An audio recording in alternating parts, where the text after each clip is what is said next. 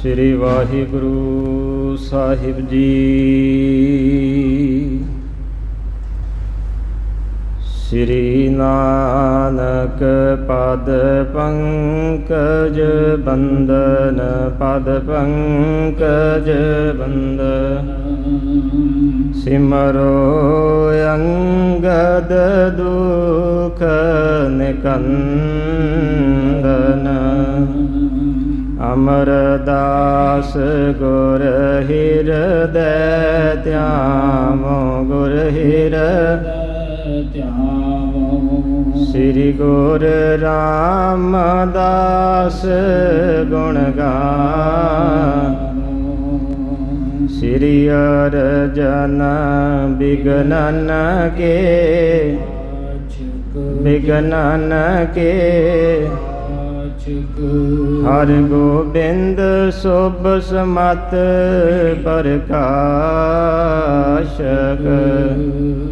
ਸ੍ਰੀ ਹਰਿ ਰਾਇ ਨਾਮੋ ਕਰ, ਨਾਮੋ ਕਰ। ਸ੍ਰੀ ਹਰਿ ਕ੍ਰਿਸ਼ਨ ਮਨਾਏ, ਤੇਗ ਬਹਾਦਰ ਪਰਮਾ ਕਿਰਪਾਲਾ ਜੀ, ਪਰਮਾ ਕਿਰਪਾਲਾ। ਸ੍ਰੀ ਗੁਰੂ ਗੋਬਿੰਦ ਸਿੰਘ ਵਿਸਾਲਾ, ਤਰੋ ਤਰਾ ਪਰ ਪੁਨ ਪੁਨ ਸੀਸਾ, ਮੈਂ ਪੁਨ ਪੁਨ ਸੀਸਾ। ਬੰਦੋ ਬਾਰ ਬਾਰ ਜਗਦੀਸ਼ਾ, ਜਿਸ ਮਹਿ ਅੰਮ੍ਰਿਤ ਗਿਆਨ ਹੈ, ਮਾਨੁਖ ਭਗਤ ਵੈਰਾਗ। ਸ੍ਰੀ ਗੁਰੂ ਗ੍ਰੰਥ ਸਾਹਿਬ ਉਦਦ, ਬੰਦੋ ਕਰ ਅਨੁਰਾਗ। ਸ੍ਰੀ ਗੁਰ ਸ਼ਬਦ ਕਮਾਏ ਜਿਨ, ਜੀਤੇ ਪੰਚ ਵਿਕਾਰ। ਤਿਨ ਸੰਤਨ ਕੋ ਬੰਦਨਾ, ਸਿਰ ਚਰਨਨ ਪਰਤਾਰ। ਪੂਰਨ ਦੇਖਿਓ ਆਤਮਾ, ਦੁਐ ਤੈ ਸਰਬ ਨਵਾਰ। ਭਈ ਸਾਤ ਮਨ ਸੰਤ ਜੋ, ਤਿਨ ਪਦ ਨ ਮੋਹ ਮਾਰ। ਏਕ ਓੰਕਾਰਾ ਸਤਿਗੁਰੂ, ਤਿਹ ਪ੍ਰਸਾਦ ਸਚ ਹੋਏ। ਵਾਹਿਗੁਰੂ ਜੀ ਕੀ ਫਤਿਹ। ਬਿਘਨ ਬਿਨਾਸਨ ਸੋਏ। ਵਾਹਿਗੁਰੂ ਜੀ ਕੀ ਫਤਿਹ। ਬਿਘਨ ਬਿਨਾਸਨ ਸੋਏ। ਸਤਿਨਾਮ ਸ੍ਰੀ ਵਾਹਿਗੁਰੂ ਸਾਹਿਬ ਜੀ। ਪੁਨ ਪੰਚੋ ਸਿੱਖ ਕੀਨ ਇਸ਼ਨਾਨੇ, ਗੁਰਬਾਣੀ ਕੋ ਪਾਠ ਬਖਾਨੇ। ਖਰੇ ਭਏ ਸਤਿਗੁਰ ਪਰਵਾਰ, ਜਪ ਜੀ ਪਾਠ ਸੁਨਿਓ ਨਿਰਧਾਰ। ਪੁਨ ਪੰਚੋ ਸਿੱਖ ਕੀਨ ਇਸ਼ਨਾਨੇ, ਗੁਰਬਾਣੀ ਕੋ ਪਾਠ ਬਖਾਨੇ।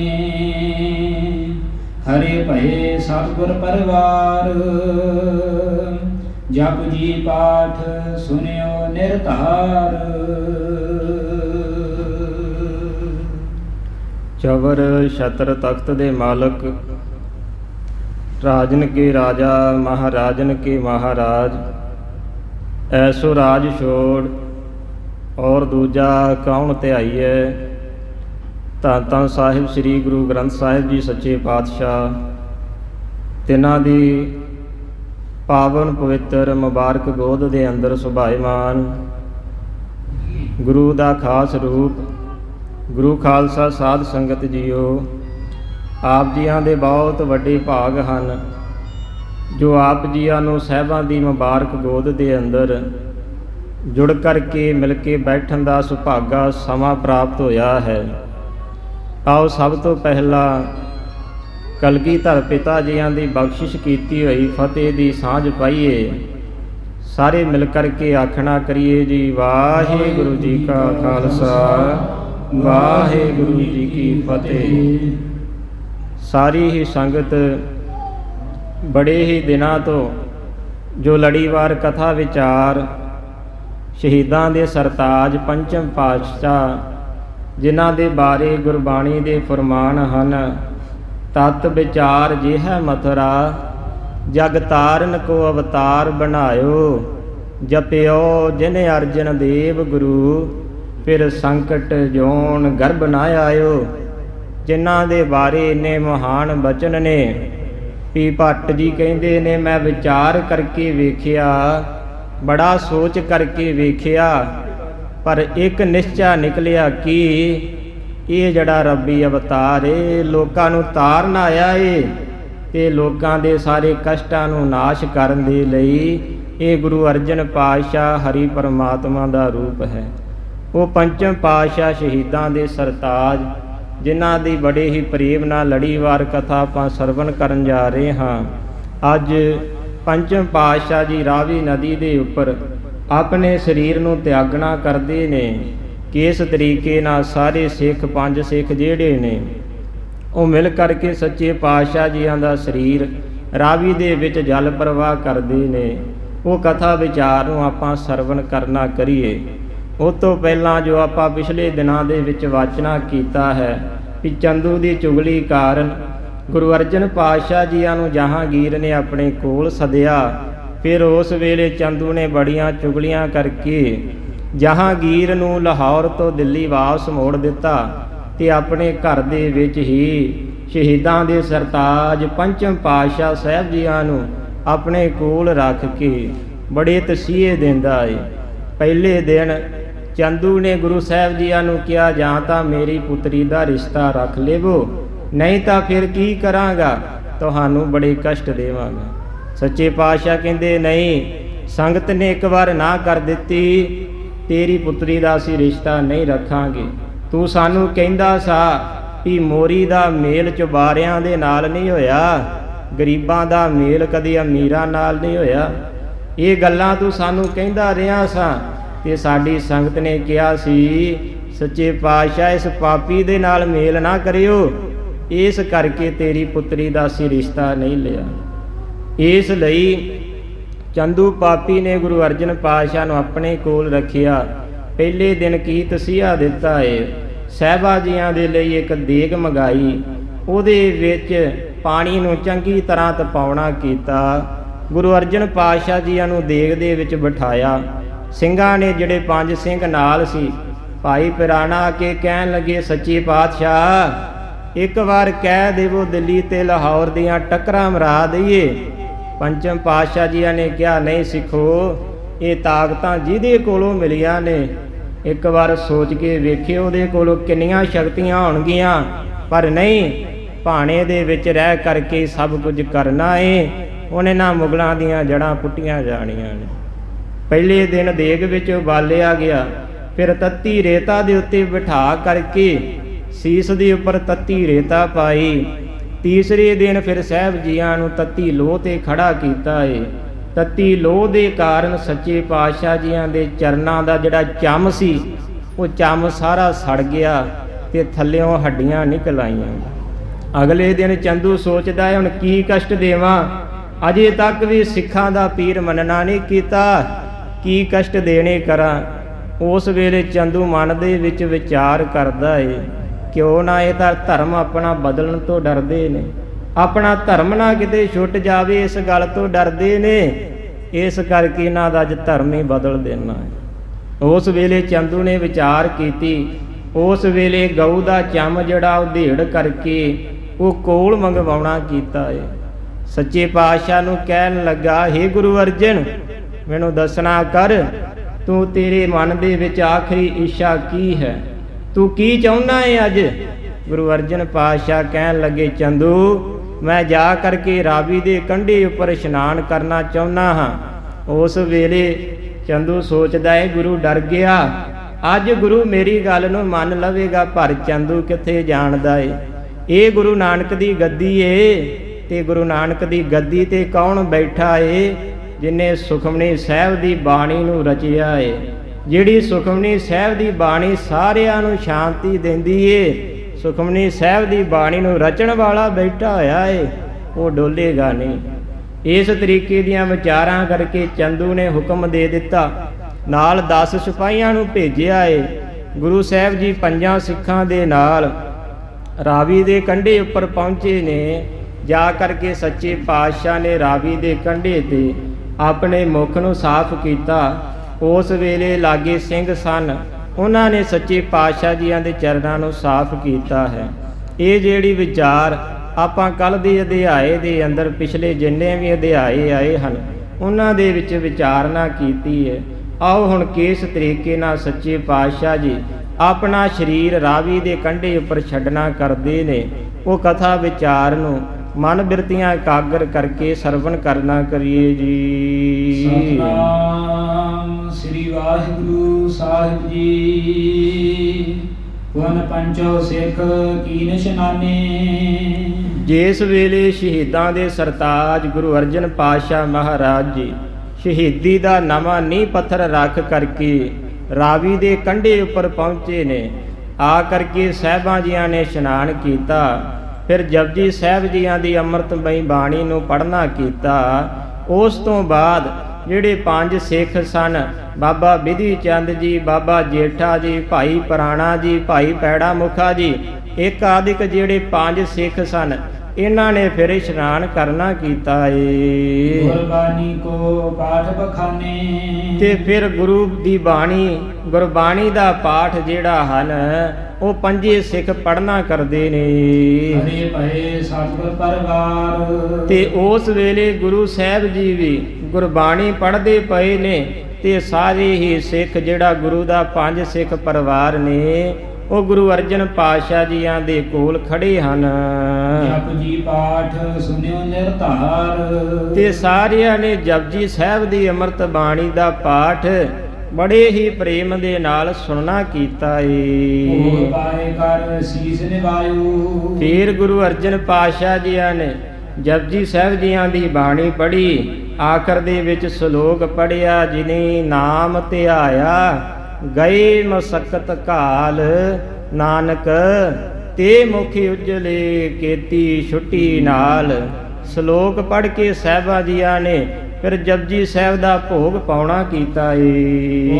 ਸਿੱਖਨ ਸਨ ਬਾਤ ਅਲਾਇਓ। ਫਿਰ ਸਿੱਖਾਂ ਦੇ ਨਾਲ ਗੁਰੂ ਅਰਜਨ ਪਾਤਸ਼ਾਹ ਜੀ ਗੱਲਬਾਤ ਕਰਦੇ ਪਏ ਨੇ। ਆਪ ਹਮ ਚਾਹੇ ਪਰਲੋਕ ਪਿਆਨਾ। ਕਹਿਣ ਲੱਗੇ, ਸਿੱਖੋ ਹੁਣ ਸਾਡਾ ਸਮਾਂ ਨੇੜੇ ਆ ਗਿਆ ਏ, ਅਸੀਂ ਪਰਲੋਕ ਨੂੰ ਜਾਣਾ ਚਾਹੁੰਦੇ ਹਾਂ। ਜਿਮ ਕਹਿਤ ਸਕਲ ਹਮ ਠਾਨਾ। ਜਿਵੇਂ ਸਾਡੇ ਚਿੱਤ ਵਿੱਚ ਚਾਹੁੰਦਾ ਹੈ ਉਸ ਤਰੀਕੇ ਨਾਲ ਅਸੀਂ ਸਭ ਕਰ ਲਿਆ। ਅਸੀਂ ਆਪ ਹੀ ਚਾਹੁੰਦੇ ਸਾਂ ਚੰਦੂ ਸਾਨੂੰ ਦੁੱਖ ਦੇਵੇ, ਨਹੀਂ ਤਾਂ ਕੋਈ ਵੀ ਦੁਨੀਆ ਤੇ ਅਸੀਂ ਤਾਕਤ ਪੈਦਾ ਨਹੀਂ ਹੋਈ ਜਿਹੜੀ ਗੁਰੂ ਨਾਨਕ ਦੇ ਤਖਤ ਨੂੰ ਦੁੱਖ ਦੇ ਸਕੇ। ਅਸੀਂ ਆਪ ਹੀ ਚਾਹੁੰਦੇ ਸਾਂ ਚੰਦੂ ਸਾਨੂੰ ਦੁੱਖ ਦੇਵੇ ਤੇ ਸਾਡਾ ਪੁੱਤਰ ਹਰਗੋਬਿੰਦ ਜਦੋਂ ਗੁਰੂ ਨਾਨਕ ਦੇ ਤਖਤ ਦਾ 6ਵਾਂ ਵਾਰਸ ਬਣ ਕੇ 2 ਤਲਵਾਰਾਂ ਪਾ ਕੇ ਬਹੇਗਾ, ਇਹਨਾਂ ਮੁਗਲਾਂ ਦੀਆਂ ਜੜ੍ਹਾਂ ਪੁੱਟ ਦੇਗਾ, ਉਹ ਸਾਡੀ ਇੱਛਾ ਪੂਰਾ ਹੋਣੀ ਕੀਤੀ ਏ। ਇਹ ਸਾਰੇ ਦੁੱਖ ਅਸੀਂ ਆਪਣੀ ਮਰਜ਼ੀ ਨਾਲ ਲਏ ਹਨ। ਸ੍ਰੀ ਹਰਗੋਬਿੰਦ ਸੰਗ ਮਲੀਜੈ। ਫਿਰ ਜਦੋਂ ਅਸੀਂ ਪਰਲੋਕ ਨੂੰ ਚਲੇ ਜਾਵਾਂਗੇ, ਤੁਸੀਂ 5 ਸਿੱਖ ਮੇਰੇ ਪੁੱਤਰ ਹਰਗੋਬਿੰਦ ਦੇ ਕੋਲ ਜਾਣਾ ਕਰਿਓ। ਆਮ ਦੇਸ਼ ਤੇ ਬਹੁ ਧੀਰਜ ਦੀਜੈ। ਤੇ ਸਾਡੇ ਵੱਲੋਂ ਮੇਰੇ ਪੁੱਤਰ ਨੂੰ ਬੜਾ ਧੀਰਜ ਦੇਣਾ ਕਰਿਓ। ਕਰਨਾ ਸ਼ੋਕ ਗੋਬਿੰਦ ਗੁਣ ਗਾਵੋ। ਤੇ ਜਾ ਕੇ ਕਹਿਣਾ ਕਰਿਓ ਕਿਸੇ ਪ੍ਰਕਾਰ ਦਾ ਵੀ ਕੋਈ ਸ਼ੋਕ ਰੁਦਨ ਆਪਣੀਆਂ ਅੱਖਾਂ ਦੇ ਵਿੱਚ ਨਾ ਲਿਆਇਓ। ਉਸ ਗੋਬਿੰਦ ਅਕਾਲ ਪੁਰਖ ਦੇ ਗੁਣ ਗਾਉਣਾ ਕਰਿਓ। ਪਰ ਸਰਬ ਕੋ ਕਹੋ ਮਿਟਾਓ। ਤੇ ਜਿੰਨੇ ਵੀ ਪਾਪੀ ਹਨ ਇਹਨਾਂ ਸਾਰੇ ਪਾਪੀਆਂ ਤੁਰਕਾਂ ਦੀਆਂ ਜੜ੍ਹਾਂ ਨੂੰ ਪੁੱਟ ਸੁੱਟਿਓ। ਸਜੁਦ ਹੋਏ ਤਖਤ ਪਰ ਰਾਜਹੁ। ਤੇ ਹੁਣ ਤਖਤ ਦੇ ਉੱਪਰ ਪਹਿਲਾਂ ਦੀ ਤਰ੍ਹਾਂ ਮਾਲਾ ਫੜ ਕੇ ਨਾ ਬੈਠੇ ਰਿਓ। ਤਖਤ ਦੇ ਉੱਪਰ 2 ਤਲਵਾਰਾਂ ਪਹਿਨ ਕਰਕੇ, ਸ਼ਸਤਰ ਬਸਤਰਾਂ ਦੇ ਨਾਲ ਸੈਨਾ ਰੱਖ ਕਰਕੇ, ਤਗੜੇ ਹੋ ਕਰਕੇ ਬਹਿਣਾ ਕਰਿਓ। ਜਥਾ ਸ਼ਕਤ ਸੈਨਾ ਸੰਗ ਸਾਜਹੁ। ਤੇ ਜਿੰਨੀ ਵੀ ਲੋੜ ਹੋਵੇ ਓਨੀ ਹੀ ਤਗੜੀ ਸੈਨਾ ਆਪਣੇ ਨਾਲ ਰੱਖਣਾ ਕਰਿਓ। ਪ੍ਰਥਮ ਚੰਦ ਤੇ ਪਲਟਾ ਲੀਜਹਿ। ਤੇ ਸਾਰਿਆਂ ਤੋਂ ਪਹਿਲਾਂ ਕੀ ਕਰਿਓ? ਮੇਰੇ ਪੁੱਤਰ ਨੂੰ ਆਖਿਓ, ਸਾਰਿਆਂ ਤੋਂ ਪਹਿਲਾਂ ਇਹਦੇ ਕੋਲ ਆ ਕੇ ਚੰਦੂ ਦੇ ਕੋਲ ਇਹ ਪਲਟਾ ਭਾਵ ਬਦਲਾ ਲੈਣਾ ਕਰਿਓ। ਅਤੋ ਕਮੌਤ ਮਹਾ ਦੁਖ ਦੀਜਹਿ। ਤੇ ਇਹਨੂੰ ਕਮੌਤ ਆ ਕਰਕੇ ਮਾਰਨਾ ਕਰਿਓ। ਬਿਨਾਂ ਆਈ ਹੋਈ ਮੌਤ ਤੋਂ ਬੜੇ ਹੀ ਦੁੱਖ ਦੇ ਕੇ ਇਸ ਚੰਦੂ ਨੂੰ ਮਾਰਨਾ ਕਰਿਓ। ਸ੍ਰੀ ਗੁਰੂ ਅਮਰਦਾਸ ਕੀ ਅੰਸ। ਤੇ ਗੁਰੂ ਅਰਜਨ ਪਾਤਸ਼ਾਹ ਕਹਿਣ ਲੱਗੇ, ਹੈ ਪੰਜੋ ਸਿੱਖੋ, ਫਿਰ ਉਸ ਵੇਲੇ ਕੀ ਕਰਿਓ? ਜਿਹੜੇ ਗੁਰੂ ਅਮਰਦਾਸ ਪਾਤਸ਼ਾਹ ਜੀ ਹਨ, ਜਿਹੜੀ ਉਹਨਾਂ ਦੀ ਅੰਸ਼ ਬੰਸ ਹੈ, ਨਿਤ ਹਕਾਰੂ ਕੁਲ ਅਸਵੰਤ। ਉਸ ਵੇਲੇ ਉਹਨਾਂ ਦੀ ਕੁਲ ਨੂੰ ਨੇੜੇ ਬੁਲਾ ਕਰਕੇ ਫਿਰ ਗੁਰਤਾ ਗੱਦੀ ਦੀ ਰਸਮ ਕਰਨਾ ਕਰਿਓ। ਪ੍ਰਥਮ ਰੀਤ ਕਰ ਲੀਜਹਿ ਟੀਕਾ। ਤੇ ਜਿਵੇਂ ਪਹਿਲਾਂ ਦੀ ਤਰ੍ਹਾਂ ਸਾਰੇ ਗੁਰੂ ਸਾਹਿਬਾਂ ਨੂੰ ਟਿੱਕੇ ਲੱਗ ਕਰਕੇ ਤਖਤ ਦੇ ਉੱਪਰ ਬਿਠਾਇਆ ਜਾਂਦਾ ਏ, ਉਸ ਤਰੀਕੇ ਦੀ ਰੀਤੀ ਲਾ ਕਰਕੇ ਸਾਰੇ ਤਰੀਕੇ ਨਾਲ ਕਾਰਜ ਕਰਨਾ ਕਰਿਓ। ਸਕਲ ਬਟਨ ਸੰਗ ਕਹਿ ਬਚਨੀਕਾ। ਤੇ ਮੇਰੇ ਪੁੱਤਰ ਨੂੰ ਕਹਿਣਾ ਕਰਿਓ, ਜਿੰਨੇ ਵੀ ਵੱਡੇ ਸਿੱਖ ਹਨ ਸਾਰਿਆਂ ਦੇ ਨਾਲ ਬੜੇ ਹੀ ਚੰਗੇ ਤਰੀਕੇ ਨਾਲ ਗੱਲਾਂ ਬਾਤਾਂ ਕਰਨ।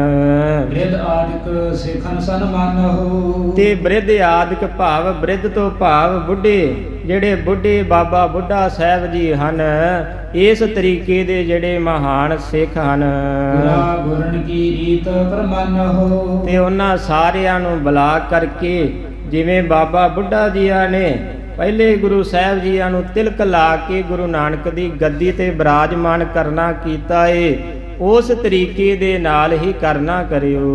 ਨਈ ਰੀਤ ਕਰਣ ਕੀ ਕੀਜਹਿ। ਬਾਕੀ ਸਾਰਾ ਉਸੇ ਤਰੀਕੇ ਨਾਲ ਹੀ ਕਰਨਾ ਹੈ। ਕੇਵਲ ਇੱਕੋ ਨਵੀਂ ਰੀਤੀ ਰੱਖਣੀ ਹੈ ਕਿ ਹਥਿਆਰ ਬੰਦ ਹੋ ਕਰਕੇ, ਸ਼ਸਤਰ ਰੱਖ ਕੇ ਗੁਰੂ ਦੇ ਤਖਤ ਦੇ ਉੱਪਰ ਬਿਰਾਜਮਾਨ ਹੋਣਾ ਹੈ। ਆਪਰ ਪ੍ਰਥਮ ਪ੍ਰਵਾਹ ਇਸ ਸਲਤਾ। ਤੇ ਬਾਕੀ ਉਸ ਤਰੀਕੇ ਨਾਲ ਹੀ ਰੱਖਣਾ ਹੈ ਜਿਵੇਂ ਪਹਿਲੇ ਗੁਰੂ ਸਾਹਿਬ ਜੀ ਕਰਦੇ ਰਹੇ ਨੇ, ਮਾੜਿਆਂ ਦਾ ਉਧਾਰ ਕਰਦੇ ਰਹੇ ਨੇ।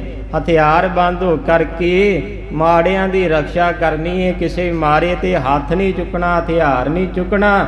ਜਿਹੜਾ ਵੀ ਤੁਹਾਡੇ ਕੋਲ ਹੱਥ ਜੋੜ ਕੇ ਨਿਮਰਤਾ ਨਾਲ ਆ ਜਾਵੇ, ਉਹਦੀ ਰੱਖਿਆ ਕਰਨੀ ਏ। ਪ੍ਰਥਮ ਸਮਗਤੀ ਚਲੀ ਜਹ। ਤੇ ਪਹਿਲਾਂ ਦੀ ਤਰ੍ਹਾਂ ਹੀ ਇਹ ਜਿਹੜੀ ਗੱਦੀ ਚੱਲਣਾ ਕਰੇਗੀ। ਦਾਹ ਦੇਹ ਨਹ ਕਰੋ ਹਮਾਰੀ। ਤੇ ਸਾਡੀ ਜਿਹੜੀ ਹੁਣ ਦਾਹ ਹੈ, ਭਾਵ ਸਾਡਾ ਸਰੀਰ ਹੈ, ਸਾਡੇ ਸਰੀਰ ਦਾ ਸੰਸਕਾਰ ਨਾ ਕਰਿਓ। ਦੇਹ ਪ੍ਰਵਾਹ ਇਸ ਸਦਤਾ ਬਾਰੀ। ਸਿੱਖ ਕਹਿਣ ਲੱਗੇ, ਸੱਚੇ ਪਾਤਸ਼ਾਹ ਫਿਰ ਕੀ ਕਰੀਏ?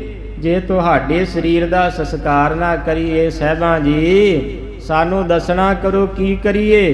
ਗੁਰੂ ਅਰਜਨ ਪਾਤਸ਼ਾਹ ਕਹਿਣ ਲੱਗੇ, ਸਰਾਵੀ ਦੇ ਵਿੱਚ ਹੀ ਸਾਡੇ ਸਰੀਰ ਨੂੰ ਰੋੜ ਦੇਣਾ ਕਰਿਓ। ਦਰਸ਼ਨ ਹਮਰੋ ਇਹ ਦਰਿਆਉ। ਤੇ ਇਸ ਦਰਿਆ ਦੇ ਵਿੱਚ ਹੀ ਸਾਡੇ ਦਰਸ਼ਨ ਕਰਨਾ ਕਰਿਓ।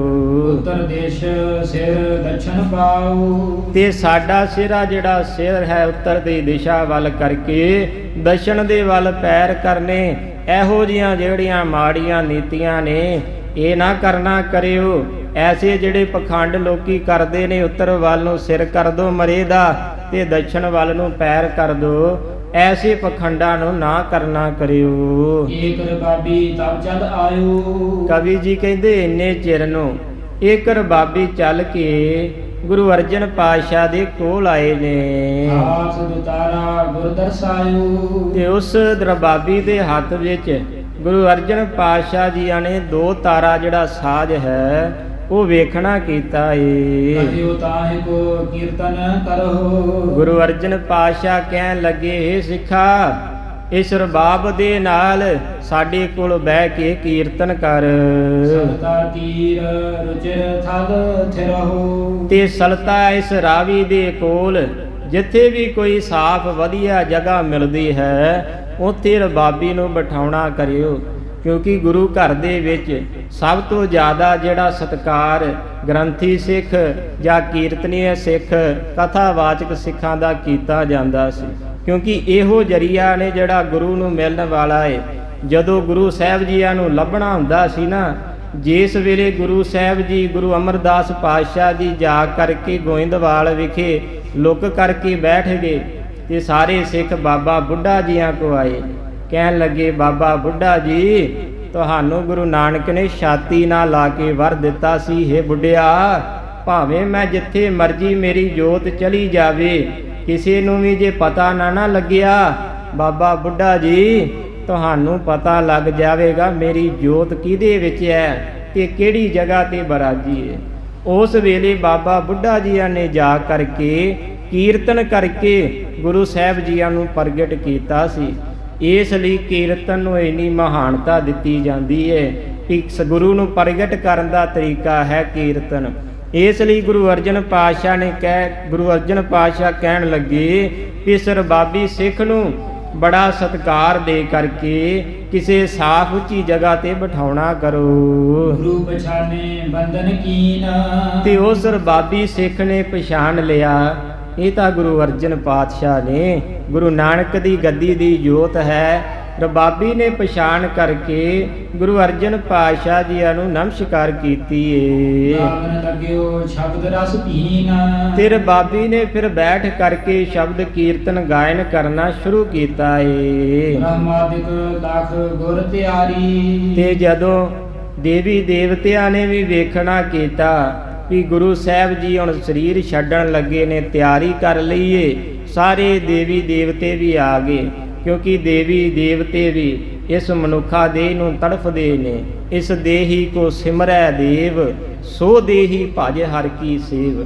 ਮਹਾਰਾਜ ਕਹਿੰਦੇ, ਮਨੁੱਖਾ ਤੂੰ ਬੜਾ ਭਾਗਾਂ ਵਾਲਾ ਏ, ਤੇਰੇ ਬੜੇ ਵੱਡੇ ਭਾਗ ਨੇ, ਤੈਨੂੰ ਮਨੁੱਖਾ ਦੇਹ ਮਿਲ ਗਈ। ਜਿਨ੍ਹਾਂ ਦੇਵੀ ਦੇਵਤਿਆਂ ਨੂੰ ਤੂੰ ਪੂਜਦਾ ਏ ਨਾ, ਉਹ ਵੀ ਪੂਜਦੇ ਨੇ, ਸਾਨੂੰ ਮਨੁੱਖਾ ਦੇਹ ਮਿਲ ਜਾਵੇ, ਕਿਉਂਕਿ ਮਨੁੱਖਾ ਦੇਹ ਦੇ ਵਿੱਚ ਬੰਦੇ ਦੀ ਮੁਕਤੀ ਹੋ ਜਾਂਦੀ ਏ ਤੇ ਦੇਵੀ ਦੇਵਤਿਆਂ ਦੀ ਮੁਕਤੀ ਨਹੀਂ ਹੁੰਦੀ। ਸ਼ਕਤੀਆਂ ਭਾਵੇਂ ਜਿੰਨੀਆਂ ਮਰਜ਼ੀ ਹੋਣ, ਇਹਨਾਂ ਦੇਵੀ ਦੇਵਤਿਆਂ ਦੀ ਕਦੀ ਮੁਕਤੀ ਨਹੀਂ ਹੁੰਦੀ। ਮਹਾਰਾਜ ਕਹਿਣ ਲੱਗੇ, ਸਿੱਖਾ ਤੇਰੇ ਵੱਡੇ ਭਾਗ ਨੇ, ਤੈਨੂੰ ਮਨੁੱਖਾ ਦੇਹ ਮਿਲੀ, ਤੇ ਇਸ ਮਨੁੱਖਾ ਦੇਹ ਦੇ ਨਾਲ ਦੁਨੀਆ ਦੇ ਉੱਪਰ ਕਸ਼ਟ ਨਾ ਕਰ, ਫਾਲਤੂ ਦੇ ਕੰਮਾਂ ਕਾਰਜਾਂ ਵਿਕਾਰਾਂ 'ਚ ਨਾ ਪਿਆ ਰਹਿ। ਇਹ ਮਨੁੱਖਾ ਦੇਹ ਤੈਨੂੰ ਮਿਲੀ ਏ, ਕਾਹਦੇ ਲਈ ਮਿਲੀ ਏ? ਤੇ ਸਾਹਿਬਾਂ ਜੀ ਰਹਿਰਾਸ ਸਾਹਿਬ ਦੀ ਬਾਣੀ ਦੇ ਵਿੱਚ ਉਚਾਰਨ ਕਰਦੇ ਨੇ, ਭਈ ਪ੍ਰਾਪਤ ਮਨੁੱਖ ਦੇਹ ਹੁਰੀਆ, ਇਹ ਮਨੁੱਖਾ ਦੇਹ ਤੈਨੂੰ ਪ੍ਰਾਪਤ ਹੋਈ ਏ। ਤੇ ਪੁੱਛੀਏ ਸਾਹਿਬਾਂ ਜੀ ਕਾਹਦੇ ਲਈ? ਮਹਾਰਾਜ ਕਹਿੰਦੇ, ਗੋਬਿੰਦ ਭਜਨ ਕੀ ਇਹ ਤੇਰੀ ਬਰੀਆ, ਇਹ ਤੇਰੀ ਵਾਰੀ ਏ। ਉਸ ਗੋਬਿੰਦ ਅਕਾਲ ਪੁਰਖ ਵਾਹਿਗੁਰੂ ਨੂੰ ਭਜਨ ਦੀ, ਉਹਦਾ ਕੀਰਤਨ ਕਰਨ ਦੀ, ਉਹਦੇ ਗੁਣ ਗਾਉਣ ਵਾਸਤੇ। ਇਸ ਕਰਕੇ ਇਸ ਮਨੁੱਖਾ ਦੇਹ ਨੂੰ ਫਾਲਤੂ ਅਜਾਈ ਨਾ ਗਵਾ, ਉਸ ਵਾਹਿਗੁਰੂ ਦਾ ਕੀਰਤਨ ਕਰ, ਤੈਨੂੰ ਸਾਰੇ ਸੁੱਖ ਮਿਲਣਗੇ। ਇਸ ਲਈ ਇਸ ਦੇਹੀ ਨੂੰ ਇਹ ਦੇਵੀ ਦੇਵਤੇ ਵੀ ਤੜਪਦੇ ਨੇ, ਕਿਤੇ ਮਿਲ ਜਾਵੇ। ਮਹਾਰਾਜ ਕਹਿੰਦੇ, ਤਾਂ ਵੱਡੇ ਭਾਗ ਜਿਹਦੇ ਨੇ, ਉਹਨੂੰ ਇਹ ਮਨੁੱਖਾ ਦੇਹ ਮਿਲਣਾ ਕਰਦੀ ਏ। ਇਸ ਤਰੀਕੇ ਨਾਲ ਬ੍ਰਹਮਾਦਿਕ ਜਿਹੜੇ ਦੇਵੀ ਦੇਵਤੇ ਨੇ, ਉਹ ਵੀ ਉਹਨਾਂ ਨੇ ਵੀ ਜਦੋਂ ਵੇਖਿਆ ਗੁਰੂ ਅਰਜਨ ਪਾਤਸ਼ਾਹ ਜੀ ਸਰੀਰ ਤਿਆਗਣ ਲੱਗੇ ਨੇ, ਸਾਰੇ ਦੇਵੀ ਦੇਵਤਿਆਂ ਨੇ ਆਉਣਾ ਕੀਤਾ ਏ। ਇੰਦਰਾਦਿਕ ਸੁਰ ਗੁਰ ਸੁਰ ਝਾਰੀ, ਤੇ ਜਿੰਨੇ ਵੀ ਇੰਦਰਾਦਿਕ ਦੇਵੀ ਦੇਵਤੇ ਸਾਰੇ ਹੀ ਇੰਦਰਾਦਿਕ ਆਉਂਦੇ ਨੇ, ਕਿਉਂਕਿ ਇੰਦਰ ਇੱਕ ਵਿਅਕਤੀ ਦਾ ਜਾਂ ਬ੍ਰਹਮਾ ਇੱਕ ਵਿਅਕਤੀ ਦਾ ਨਾਮ ਨਹੀਂ। ਇਹ ਜਿਵੇਂ ਜ਼ਿਲ੍ਹੇ ਦੇ ਵਿੱਚ DSP SP ਹੋਵੇ, ਇਸ ਤਰੀਕੇ ਨਾਲ ਇੰਦਰ ਇੱਕ ਗੱਦੀ ਏ, ਬ੍ਰਹਮਾ ਇੱਕ ਗੱਦੀ ਏ। ਜਦੋਂ ਇਹਨਾਂ ਦੀ ਉਮਰ ਮੁੱਕ ਜਾਂਦੀ ਏ, ਕਿਸੇ ਦੀ ਭਗਤੀ ਵੱਧ ਹੋ ਜਾਵੇ, ਉਹ ਫਿਰ ਇੰਦਰ ਦੀ ਗੱਦੀ ਤੇ ਬਹਿ ਜਾਂਦਾ ਏ। ਇਹ ਕਿਸੇ ਇੱਕ ਵਿਅਕਤੀ ਦਾ ਨਹੀਂ ਨਾਂ, ਇੱਕ ਗੱਦੀ ਦਾ ਨਾਂ ਹੈ ਇੰਦਰ ਬ੍ਰਹਮਾ, ਇਹ ਗੱਦੀਆਂ ਹਨ। ਇਸ ਤਰੀਕੇ ਨਾਲ ਜਿਹੜੇ ਇੰਦਰ ਦੇਵਤੇ ਨੇ, ਉਹਨਾਂ ਨੇ ਵੀ ਆ ਕੇ ਸਾਹਿਬਾਂ ਅੱਗੇ ਸੀਸ ਝੁਕਾਉਣਾ ਕੀਤਾ ਏ। ਵਿਦਿਆ ਧਾਰ ਉਤਲਾਵਤ ਆਏ, ਤੇ ਫਿਰ ਵਿਦਿਆ ਦਾ ਦੇਵਤਾ ਵੀ ਆ ਕੇ ਗੁਰੂ ਸਾਹਿਬ ਜੀਆਂ ਦੇ ਅੱਗੇ ਨਮਸਕਾਰਾਂ ਕਰਦਾ ਏ। ਕਿੰਨਰ ਜਛ ਅਪਸਰਾ ਲਿਆਏ, ਤੇ ਬੜੇ ਹੀ ਕਿੰਨਰ ਜਸ਼ ਅਪਸਰਾ ਸਾਰੀਆਂ ਹੀ ਆ ਕੇ ਗੁਰੂ ਸਾਹਿਬ ਅੱਗੇ ਮਿੰਨਤਾਂ ਬੇਨਤੀਆਂ ਕਰਦੇ ਨੇ। ਸਗਲ ਬਾਏ ਗਾਨ ਸਿਧ ਅਰ ਚਾਰਨ, ਤੇ ਸਾਰੇ ਹੀ ਗੁਰੂ ਸਾਹਿਬ ਜੀਆਂ ਦੀ ਆ ਕੇ ਉਪਮਾ ਗੁਣ ਗਾਇਨ ਕਰਦੇ ਨੇ। ਨਵ ਚਿਤ ਜੈ ਕਹਿ ਜੋਤ ਮਹਾਨ, ਸਾਰੇ ਹੀ ਮਿਲ ਕੇ ਕਹਿੰਦੇ ਨੇ ਕਿ ਗੁਰੂ ਅਰਜਨ ਪਾਤਸ਼ਾਹ ਮਹਾਰਾਜ ਮਹਾਨ ਨੇ, ਧੰਨ ਨੇ। ਨਾ ਹੀ ਗੁਰੂ ਸਾਹਿਬ ਜੀਆਂ ਵਰਗਾ ਕੋਈ ਹੋਇਆ ਏ ਤੇ ਨਾ ਹੀ ਕੋਈ ਹੋ ਸਕਦਾ ਹੈ ਜੀ। ਭਇਓ ਵਿਵਾਨ ਸਹਿਤ ਅਸਮਾਨ, ਕਵੀ ਜੀ ਕਹਿੰਦੇ ਬੜੀਆਂ ਗੁਪਤ ਰੂਹਾਂ ਆਈਆਂ ਉਸ ਵੇਲੇ। ਸਾਰਾ ਹੀ ਅਸਮਾਨ ਜਿਹੜਾ ਹੈ ਇਹਨਾਂ ਗੁਪਤ ਰੂਹਾਂ ਦੇ ਵਿਮਾਨ ਦੇ ਨਾਲ ਭਰ ਗਿਆ ਹੈ। ਅਸਰੀ ਜਹ ਕਹਿ ਜੋਤ ਮਹਾਨ, ਜਿੱਥੇ ਕਿਤੇ ਵੀ ਵੇਖੋ ਸਾਰੇ ਪਾਸੇ ਹੀ ਜੋਤ ਰੋਸ਼ਨੀ ਛਾਈ ਹੋਈ ਏ। ਗੋਰਖਨਾਥ ਦੀਏ ਗਨ ਚੇਲਾ, ਤੇ ਫਿਰ ਉਸ ਵੇਲੇ ਨਾਥਾਂ ਦਾ ਨਾਥ ਗੋਰਖਨਾਥ ਵੀ ਚੱਲ ਕੇ ਆਇਆ ਏ ਤੇ ਨਾਲ ਆਪਣੇ ਚੇਲਿਆਂ ਨੂੰ ਲੈ ਕੇ ਆਉਣਾ ਕੀਤਾ ਏ। ਪੀਰ ਅਜਮਤੀ ਮੇਰ ਸਕੇਲਾ, ਤੇ ਬੜੇ ਹੀ ਪੀਰ ਫਕੀਰ ਜਿਹੜੇ ਅਜਮਤ ਧਾਰੀ ਨੇ, ਬੜੀਆਂ ਸ਼ਕਤੀਆਂ ਵਾਲੇ ਨੇ, ਉਹ ਵੀ ਗੁਰੂ ਅਰਜਨ ਦੇ ਚਰਨਾਂ ਦੇ ਕੋਲ ਬੈਠੇ ਨੇ। ਗੁਪਤ ਆਏ ਸਭ ਮੰਗਲ ਕਰਹਿ, ਕਵੀ ਜੀ ਕਹਿੰਦੇ ਗੁਪਤ ਪਹਿਰੇ ਵਿੱਚ ਆ ਕੇ ਗੁਰੂ ਅਰਜਨ ਪਾਤਸ਼ਾਹ ਦੇ ਮੰਗਲ ਗਾ ਰਹੇ ਨੇ। ਪਰਿਵਾਰ ਤੇ ਚਾਹ ਦੇਸ਼ ਮਹਿ ਥਿਰਹਿ, ਤੇ ਸਾਰੇ ਹੀ ਗੁਰੂ ਅਰਜਨ ਪਾਤਸ਼ਾਹ ਦੀ ਚਾਵਾਂ ਦਿਸ਼ਾ ਸਾਰੇ ਪਾਸੇ ਖੜੇ ਹਨ। ਸਤਿਗੁਰ ਚਰਿਤ ਕਹੈ ਕੋ ਸੁਨੈ, ਤੇ ਸਤਿਗੁਰੂ ਸਾਹਿਬ ਜੀਆਂ ਦੇ ਚਰਿਤਰਾਂ ਨੂੰ ਆਪਸ ਦੇ ਵਿੱਚ ਕਹਿੰਦੇ ਹਨ ਤੇ ਸੁਣਦੇ ਹਨ ਕਿ ਗੁਰੂ ਅਰਜਨ ਪਾਤਸ਼ਾਹ ਬੜੇ ਮਹਾਨ ਹਨ। ਕਿਸਮਤ ਹੋਏ ਕਰ ਉਰ ਮਹਿਗਨ, ਤੇ ਮਨ ਦੇ ਵਿੱਚ ਆ ਜਿੰਨੇ ਵੀ ਦੇਵੀ ਦੇਵਤੇ ਨੇ ਇਹ ਸਾਰੇ ਆ ਕੇ ਬੜੇ ਹੀ ਹੈਰਾਨ ਹੁੰਦੇ ਨੇ। ਇਹਨ ਸਮ ਧੀਰਜ ਧਰਨੀ ਮਾਹੇ, ਕਹਿਣ ਲੱਗੇ ਗੁਰੂ ਅਰਜਨ ਪਾਤਸ਼ਾਹ ਬੜੇ ਧੀਰਜਵਾਨ ਨੇ। ਤਤੀ ਲੋਹ ਤੇ ਬਿਠਾ ਦਿੱਤਾ ਸੀ ਨਾ ਉਚਰੀ, ਦੇਗ ਦੇ ਵਿੱਚ ਉਬਾਲ ਦਿੱਤਾ ਸੀ ਨਾ ਉਚਰੀ। ਕੋਈ ਮਾਰੇ ਜਿਗਰੇ ਵਾਲਾ ਹੁੰਦਾ, ਬੜੇ ਅਵਤਾਰ ਆਏ, ਕੋਈ 16 ਕਲਾ ਕੋਈ 14 ਕਲਾ, ਪਰ ਲੜਦੇ ਕਿਹਦੇ ਬਦਲੇ ਰਹੇ? ਕੇਵਲ ਇੱਕ ਜਨਾਨੀ ਬਦਲੇ ਜਾਂ ਜ਼ਮੀਨ ਜਾਇਦਾਦ ਬਦਲੇ ਲੜਦੇ ਰਹੇ। ਪਰ ਧੰਨ ਹੈ ਗੁਰੂ ਅਰਜਨ ਪਾਤਸ਼ਾਹ ਆਪਣੇ ਸਿੱਖਾਂ ਦੇ ਬਦਲੇ ਆਪਣਾ ਸਰੀਰ ਤਿਆਗ ਚੱਲੇ ਨੇ। ਕਿਸਮਤ ਹੋਏ ਕਾਰ ਉਰ ਮਹਿਗਨ, ਤੇ ਮਨ ਦੇ ਵਿੱਚ ਹੈਰਾਨ ਹੋ ਕਰਕੇ ਸਾਹਿਬਾਂ ਜੀਆਂ ਨੂੰ ਨਮਸਕਾਰ ਕਰਦੇ ਨੇ। ਇਹਨ ਸਮ ਧੀਰਜ ਧਰਨੀ ਮਾਹੇ, ਤੇ ਕਹਿਣ ਲੱਗੇ ਇਹਨਾਂ ਦੇ ਸਮਾਨ ਧਰਨੀ ਨੂੰ ਧਰਤੀ ਨੂੰ ਧੀਰਜ ਦੇਣ ਵਾਲੇ ਬੜੇ ਹੀ ਮਹਾਨ ਹਨ। ਜਗ ਮਹਿ ਆਪਰ ਵਿਚਰੀਐ ਕਾਹੇ, ਤੇ ਇਸ ਜੱਗ ਦੇ ਵਿੱਚ ਇਹਨਾਂ ਵਰਗਾ ਕੋਈ ਵੀ ਸੂਰਮਾ ਮਰਦ ਪੈਦਾ ਨਹੀਂ ਹੋਇਆ। ਅਜਰ ਜਰਨ ਕੀ ਅਵਦ ਦਿਖਾਈ, ਇਹਨਾਂ ਨੇ ਨਾ ਜਰੇ ਜਾਣ ਵਾਲੀਆਂ ਚੀਜ਼ਾਂ ਨੂੰ ਵੀ, ਧੰਨ ਹੈ ਗੁਰੂ ਅਰਜਨ, ਨਾ ਜਰੀਆਂ ਜਾਣ ਵਾਲੀਆਂ ਚੀਜ਼ਾਂ ਨੂੰ ਵੀ ਜਰ ਗਏ ਨੇ। ਅਛਤ ਸ਼ਕਤ ਆਤ ਦੁਖ ਅਤ ਪਾਈ, ਤੇ ਬੜੀ ਹੀ ਸ਼ਕਤੀ ਹੈ ਇਹਨਾਂ ਕੋਲ, ਪਰ ਫਿਰ ਵੀ ਇਹਨਾਂ ਕਰਾਮਾਤ ਨਹੀਂ ਦਿਖਾਈ। ਸਾਰੀਆਂ ਹੀ ਸ਼ਕਤੀਆਂ ਨੂੰ ਆਪਣੇ ਕੋਲ ਰੱਖ ਕਰਕੇ ਜਿੰਨੇ ਵੀ ਕਸ਼ਟ ਆਏ ਨੇ ਭਾਣੇ ਵਿੱਚ ਰਹਿ ਕਰਕੇ ਹੀ ਆਪਣੇ ਸਰੀਰ ਉੱਪਰ ਝਲਣਾ ਕੀਤਾ ਏ। ਸ੍ਰੀ ਸਤਿਗੁਰ ਤਾਪ ਪੁੱਛਾ ਮੰਗਾਈ, ਉਸ ਵੇਲੇ ਜਦੋਂ ਸਾਰੇ ਗੁਰੂ ਅਰਜਨ ਪਾਤਸ਼ਾਹ ਦੇ ਕੋਲ ਨੇ, ਸਾਹਿਬਾਂ ਜੀ ਹੁਣ ਚਾਲਾ ਮਾਰਨ ਲੱਗੇ ਨੇ, ਤਿਆਰੀ ਕਰਨ ਲੱਗੇ ਨੇ। ਗੁਰੂ ਅਰਜਨ ਪਾਤਸ਼ਾਹ ਜੀਆਂ ਨੇ ਸਿੱਖਾਂ ਨੂੰ ਕਹਿ ਕੇ ਇੱਕ ਕੁਸ਼ਾ ਮੰਗਾਉਣੀ ਕੀਤੀ ਏ। ਇਸ ਦਿਨ ਤੇ ਘਰ ਤੇ ਸਮੁਦਾਈ, ਤੇ ਕਵੀ ਜੀ ਕਹਿੰਦੇ ਕਿਸੇ ਬ੍ਰਾਹਮਣ ਦੇ ਘਰ ਵਿੱਚ ਪਈ ਹੋਈ ਸੀ।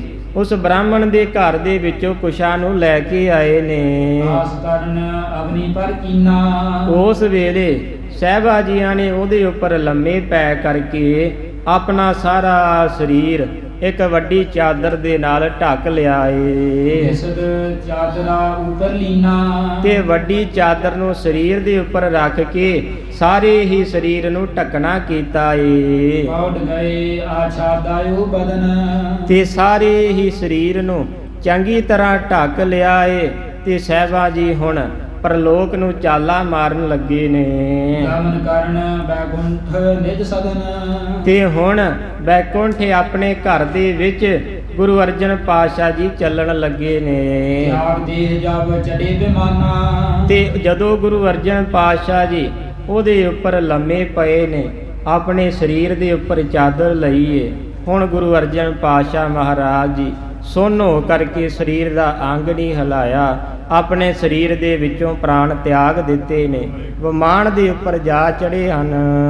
ਹਨੇ ਡੰਕ ਸੁਰ ਬ੍ਰਿੰਦਰ ਨਿਸ਼ਾਨਾ। ਤੇ ਸਾਰੇ ਹੀ ਦੇਵੀ ਦੇਵਤੇ ਵੇਖ ਕਰਕੇ ਬੜੇ ਹੀ ਗੁਰੂ ਸਾਹਿਬ ਜੀਆਂ ਤੇ ਫੁੱਲ ਵਰਸਾਉਂਦੇ ਨੇ। ਅੰਜਲ ਫੂਲਨ ਅੰਜਲ ਡਾਰਹਿ। ਸਾਰੇ ਹੀ ਬੜੇ ਫੁੱਲ ਗੁਰੂ ਸਾਹਿਬ ਜੀਆਂ ਤੇ ਸੁੱਟਣਾ ਕਰਦੇ ਨੇ, ਬੜੇ ਹੀ ਤਰੀਕੇ ਦੇ ਅਤਰ ਪਾਉਣਾ ਕਰਦੇ ਨੇ। ਜੈ ਜੈ ਏਕੋ ਬਾਰ ਉਚਾਰਹਿ। ਸਾਰੇ ਦੇਵੀ ਦੇਵਤੇ ਗੁਰੂ ਅਰਜਨ ਪਾਤਸ਼ਾਹ ਜੀਆਂ ਦੀ ਜੈ ਜੈਕਾਰ ਕਰਦੇ ਨੇ। ਬਾਰ ਆਰਤੀ ਪੁੰਜ ਉਤਾਰਹਿ। ਤੇ ਮਹਾਰਾਜ ਜੀਆਂ ਦੇ ਸਾਰੇ ਦੇਵੀ ਦੇਵਤੇ ਆਰਤੀ ਉਤਾਰਦੇ ਹਨ। ਧੂਪ ਤੁਖਾਵ ਸੁਗੰਧ ਵਿਥਾਰਹਿ। ਬੜੀ ਹੀ ਧੂਪ ਨੂੰ ਤੁਖਾ ਕਰਕੇ ਬੜੀ ਹੀ ਸੁਗੰਧੀ ਖਿਲਾਰਨਾ ਕਰਦੇ ਨੇ। ਆਪ ਉਤਸਵ ਕੋ ਸਗਰੇ ਤਾਰਹਿ। ਸਾਰੇ ਹੀ ਗੁਰੂ ਅਰਜਨ ਪਾਤਸ਼ਾਹ ਜੀਆਂ ਨੂੰ ਆਪਣੇ ਨਾਲ ਲੈ ਕਰਕੇ ਪਰਲੋਕ ਨੂੰ ਜਾ ਰਹੇ ਹਨ। ਸਿੱਖ ਕੀ ਸੁਦਾ ਜਾਨ ਤਬ ਗਈ। ਉਸ ਵੇਲੇ ਜਦੋਂ ਸਾਰਿਆਂ ਨੂੰ ਪਤਾ ਲੱਗ ਗਿਆ ਆ ਸ਼ਹੀਦਾਂ ਦੇ ਸਰਤਾਜ ਗੁਰੂ ਅਰਜਨ ਪਾਤਸ਼ਾਹ ਨੇ ਆਪਣੇ ਸਰੀਰ ਦੇ ਵਿੱਚੋਂ ਪ੍ਰਾਣ ਕੱਢ ਦਿੱਤੇ ਨੇ, ਉਸ ਵੇਲੇ ਚੰਦੂ ਦੀ ਨਹੁੰ ਜਿਹੜੀ ਇੱਕ ਸਿੱਖ ਦੀ ਪੁੱਤਰੀ ਸੀ, ਉਸ ਨੇ ਵੀ ਜੋ ਗੁਰੂ ਅਰਜਨ ਪਾਤਸ਼ਾਹ ਜੀਆਂ ਦੇ ਨਾਲ ਪ੍ਰਣ ਕੀਤਾ ਸੀ, ਸਾਹਿਬਾਂ ਜੀ ਜਿਸ ਵੇਲੇ ਤੁਸੀਂ ਆਪਣੇ ਪ੍ਰਾਣ ਤਿਆਗੋਗੇ ਮੈਂ ਵੀ ਆਪਣੇ ਪ੍ਰਾਣਾਂ ਨੂੰ ਤਿਆਗ ਦੇਵਾਂਗੀ। ਕਵੀ ਜੀ ਕਹਿੰਦੇ ਜਦੋਂ ਉਸ ਨੂੰ ਪਤਾ ਲੱਗਾ ਗੁਰੂ ਅਰਜਨ ਪਾਤਸ਼ਾਹ ਜੀਆਂ ਨੇ ਆਪਣੇ ਪ੍ਰਾਣ ਤਿਆਗ ਦਿੱਤੇ ਨੇ, ਉਸ ਚੰਦੂ ਦੀ ਨਹੁੰ ਨੇ ਸਿੱਖ ਦੀ ਜੋ ਪੁੱਤਰੀ ਸੀ ਉਸ ਨੇ ਵੀ ਆਪਣੇ ਪ੍ਰਾਣਾਂ ਨੂੰ ਗੁਰੂ ਅਰਜਨ ਸਾਹਿਬ ਜੀਆਂ ਦੇ ਨਾਲ ਹੀ ਤਿਆਗ ਦਿੱਤਾ ਏ। ਤਿਨ ਸਮ ਤਾਨ ਪਰ ਹਰ ਸੰਗ ਭਈ। ਤੇ ਆਪਣੇ ਸਾਰੇ ਸਰੀਰ ਨੂੰ ਸ਼ਾਂਤ ਕਰਕੇ ਆਪਣੇ ਘਰ ਦੇ ਵਿੱਚ ਹੀ ਬੈਠੀ ਹੋਈ ਏ। ਘਰ ਬਹਿਤ ਪਰੀ ਨ ਕਿਨਹੂ ਜਾਨੀ। ਕਿਸੇ ਨੇ ਵੀ ਜਾਣਨਾ ਨਹੀਂ ਕੀਤਾ, ਆਪਣੇ ਘਰ ਦੇ ਵਿੱਚ ਹੀ ਲਾਸ਼ ਬਣ ਕੇ ਪਈ ਹੈ। ਭਈ ਗੁਰੂ ਸੰਗ ਭਾਗ ਮਹਾਨੀ। ਕਵੀ ਜੀ ਕਹਿੰਦੇ ਇਹਦੇ ਤਾਂ ਵੱਡੇ ਭਾਗ ਨੇ, ਇਹਨੇ ਗੁਰੂ ਅਰਜਨ ਪਾਤਸ਼ਾਹ ਜੀਆਂ ਦੇ ਨਾਲ ਹੀ ਆਪਣੇ ਸਰੀਰ ਨੂੰ ਤਿਆਗ ਦਿੱਤਾ ਏ। ਗੁਰੂ ਕੋ ਚੱਲਿਓ ਬਿਮਾਨਾ। ਫਿਰ ਉਧਰਲੇ ਪਾਸੇ ਗੁਰੂ ਅਰਜਨ ਪਾਤਸ਼ਾਹ ਜੀਆਂ ਦਾ ਵਿਮਾਨ ਹੈ ਜੋ ਉਹ ਚੱਲਣਾ ਕਰਦਾ ਏ। ਦਾਨ ਜੀਵਨ ਕੋ ਸੰਗ ਪਿਆਨਾ। ਨਾਲ ਹੀ ਦੇਵੀ ਦੇਵਤੇ ਗੁਰੂ ਅਰਜਨ ਪਾਤਸ਼ਾਹ ਜੀਆਂ ਨੂੰ ਲੈ ਕਰਕੇ ਵਿਮਾਨ ਦੇ ਨਾਲ ਹੀ ਜਾ ਰਹੇ ਹਨ। ਰਾਗਨ ਰਾਜ ਅਸਰਾ ਨਾਚਾ ਹੈ। ਤੇ ਬੜੇ ਹੀ ਰਾਗਾਂ ਦੇ ਵਿੱਚ ਕੀਰਤਨ ਹੋ ਰਿਹਾ ਹੈ ਜੀ। ਆਪਣੇ ਸਭਨ ਬੈਕੁੰਠ ਪਹੁੰਚੇ। ਤੇ ਜਿੰਨੇ ਵੀ ਦੇਵੀ ਦੇਵਤੇ ਨੇ ਜਿੱਥੋਂ ਤੱਕ ਕਿਸੇ ਦੀ ਹੱਦ ਸੀ, ਕਿਉਂਕਿ ਜਿੱਥੇ ਗੁਰੂ ਅਰਜਨ ਵਸਦੇ ਨੇ ਸੱਚਖੰਡ ਵਸੈ ਨਿਰੰਕਾਰ, ਕਰ ਕਰ ਵੇਖੈ ਨਦਰ ਨਿਹਾਲ। ਸੱਚਖੰਡ ਦੇ ਵਿੱਚ ਕੇਵਲ ਜਾਂ ਤਾਂ ਗੁਰੂ ਜਾ ਸਕਦਾ ਏ ਜਾਂ ਤਾਂ ਫਿਰ ਗੁਰੂ ਦੇ ਭਗਤ ਪਿਆਰੇ ਬ੍ਰਹਮ ਗਿਆਨੀ ਜਾ ਸਕਦੇ ਨੇ। ਇਹ ਜਿੰਨੇ ਵੀ ਦੇਵੀ ਦੇਵਤੇ ਨੇ ਇੰਦਰ ਬ੍ਰਹਮਾ ਆਦਿਕ ਸਾਰੇ ਹੀ ਸੱਚਖੰਡ ਤੋਂ ਪਿੱਛੇ ਰਹਿ ਗਏ ਹਨ।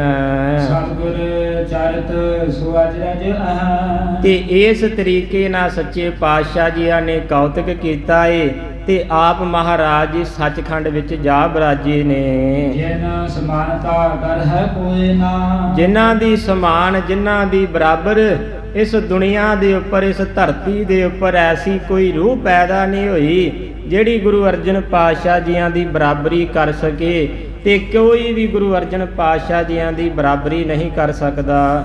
ਤੇ ਨਾ ਹੀ ਗੁਰੂ ਅਰਜਨ ਪਾਤਸ਼ਾਹ ਜੀਆਂ ਦੇ ਨਾਲ ਕੋਈ ਵੀ ਐਸਾ ਧੱਕਾ ਕਰ ਸਕਦਾ ਏ ਜਿਹਦੇ ਨਾਲ ਗੁਰੂ ਅਰਜਨ ਪਾਤਸ਼ਾਹ ਜੀਆਂ ਦੇ ਉੱਪਰ ਦੁੱਖ ਆਉਣ। ਕੋਈ ਵੀ ਗੁਰੂ ਅਰਜਨ ਪਾਤਸ਼ਾਹ ਦੇ ਨਾਲ ਇਹਲੇ ਜ਼ੁਲਮਾਂ ਨੂੰ ਕਰਕੇ ਆਪਣੀ ਜਿੱਤ ਨਹੀਂ ਕਰ ਸਕਦਾ। ਇਹ ਤਾਂ ਧੰਨ ਗੁਰੂ ਅਰਜਨ ਪਾਤਸ਼ਾਹ ਮਹਾਰਾਜ ਜਿਨ੍ਹਾਂ ਨੇ ਆਪ ਆਪਣੇ ਸਰੀਰ ਤੇ ਨੇ ਦੁੱਖ ਸਹੇ ਹਨ। ਦੋਹਰਾ ਪੰਜੋ ਸਿੱਖ ਪਰਿਵਾਰ ਕਰ ਸਤਿਗੁਰ ਤਨ ਇਸ ਕਾਲ। ਤੇ ਪੰਜੇ ਸਿੱਖ ਜਿਹੜਾ ਗੁਰੂ ਦਾ ਪਰਿਵਾਰ ਉੱਥੇ ਸਨ, ਉਹਨਾਂ ਪੰਜੇ ਸਿੱਖਾਂ ਜੀ ਨੇ ਗੁਰੂ ਸਾਹਿਬ ਜੀਆਂ ਨੂੰ ਵੇਖਣਾ ਕੀਤਾ ਹੈ। ਮਦ ਮਦ ਰੋਗਤ ਅਦਿਕ ਸੰਕਟ ਪਾਏ ਕਰਾਲ। ਸਾਰਿਆਂ ਨੇ ਜਦੋਂ ਵੇਖਿਆ ਕਿ ਗੁਰੂ ਅਰਜਨ ਪਾਤਸ਼ਾਹ ਜੀਆਂ ਨੇ ਆਪਣੇ ਪ੍ਰਾਣ ਤਿਆਗ ਦਿੱਤੇ ਨੇ, ਜਿੰਨੇ ਵੀ ਸਿੱਖ ਸਨ ਸਾਰੇ ਹੀ ਸਿੱਖਾਂ ਨੇ ਵੇਖ ਕਰਕੇ ਮਨ ਦੇ ਵਿੱਚ ਬੜਾ ਹੀ ਵਿਰਾਗ ਲਿਆਉਂਦੇ ਨੇ, ਬੜਾ ਹੀ ਰੌਣਾ ਕਰਦੇ ਨੇ। ਜੋ ਭਈ ਕਹਿ ਜੇਠਾ ਵਡ ਹੰਸ ਗਾਵੂ। ਭਾਈ ਜੇਠਾ ਜੀ ਕਹਿਣ ਲੱਗੇ, ਸਿੱਖੋ ਹੁਣ ਰੋਣਾ ਨਾ ਕਰੋ, ਇਹ ਸਮਾਂ ਵਡਹੰਸ ਰਾਗ ਦਾ ਹੈ। ਸਾਰੇ ਹੀ ਵਡਹੰਸ ਰਾਗ ਦੇ ਵਿੱਚ ਕੀਰਤਨ ਗਾਓ ਜੀ। ਗੁਰ ਪਰਲੋਕ ਪਾ ਸ਼ਬਦ ਸੁਣਾਵੋ।